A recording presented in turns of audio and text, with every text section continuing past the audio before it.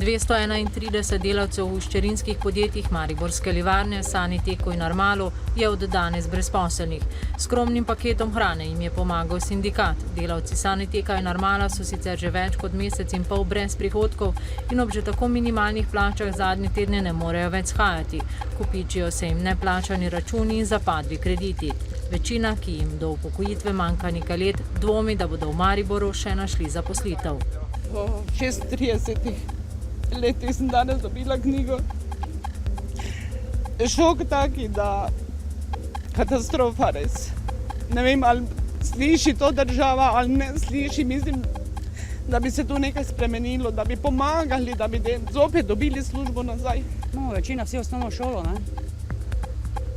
Nič, zdaj če reč v Avstriji, moraš znati nemški jezik. Ja še moram 100% poiskati si delo, ne? Drugače ne. Hudo je, ne vem. V Mariborskem univerzitetnem športnem centru Leona Štuklja danes poteka vsakoletni čezmejni zaposlitveni sejem, kjer iskalcem zaposlitve iz severovzhodne Slovenije delo ponujajo domači in avstrijski delodajalci. Na voljo je približno 670 delovnih mest, pričakujejo pa okoli 4000 iskalcev zaposlitve. Stečaji, neurejena razmerja v podjetjih, neredno plačevanje osebnih dohodkov, to je le nekaj razlogov, zakaj vse več Slovencev išče svojo priložnost čez mejo. Po besedah predstavnika Zavoda za zaposlovanje na območju avstrijske Štajerske, po vsej Avstriji trenutno dela okoli 12300 Slovencev, predvsem v industriji, gradbeništvu, trgovini in gostinstvu.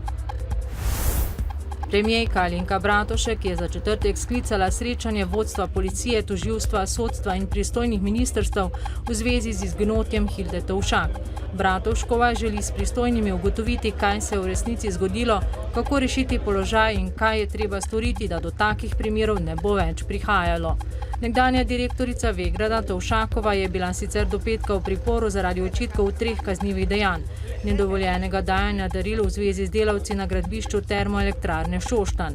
Mariborsko okrožno sodišče je v petek pripor odpravilo, vendar ga je dan pozneje znova odredilo. Ker policija Tovšakove ni našla, je bila razpisana mednarodna tiralica. Danes je njeno fotografijo na svojih spletnih straneh objavil tudi Interpol.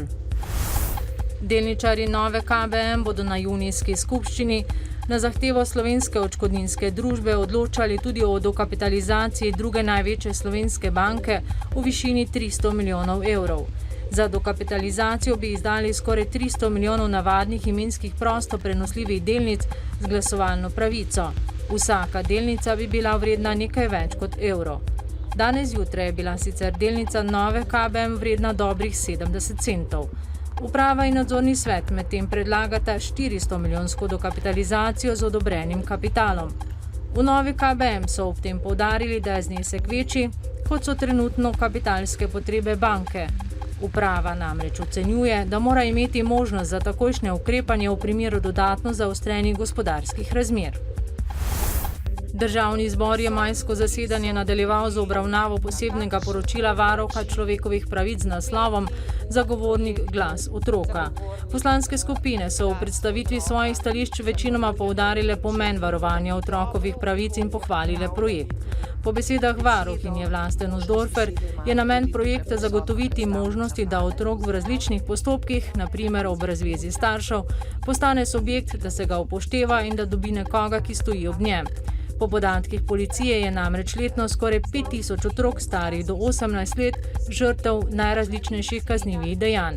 Samo z nasiljem v družini je bilo leta 2010 oškodovanih skoraj 1000 otrok. Popoldne bo delno jasno spremenljivo oblačnostjo in posameznimi plohami. Najvišje dnevne temperature bodo od 17 do 22 stopinj Celzija. Ponoči bo na Primorskem začela pihati zmerna burja, ponekod v notranjosti okrepljen severni do severovzhodni veter. Jutri bo pretežno oblačno in po večini suho, veter bo popoldne ponehal.